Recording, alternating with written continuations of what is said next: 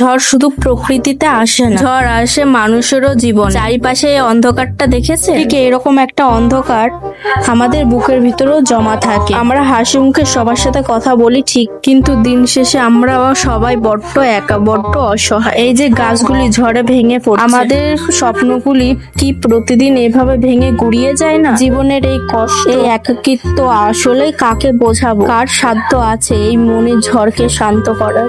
ধুর ছাড়, আর ভালো লাগছে না। কি শুরু করেছি সকাল সকাল? কার জীবন, কিসের কষ্ট আর কিসেরই একাকিত্ব? মনটা পুরো চটে গেল। উল্টো পাল্টা ডায়লগ মারতে মারতে নিজের জীবনেরই ঠিক নেই, আর আমি এসেছি এখানে প্রকৃতির কবি হতে। আরে ভাই, ছাদে এসেছিলাম একটু হাওয়া খেতে, আর এখানে বাতাসের যা স্পিড, আমার চুল তো অলরেডি পাখির বাসা তৈরি হয়ে গেছে।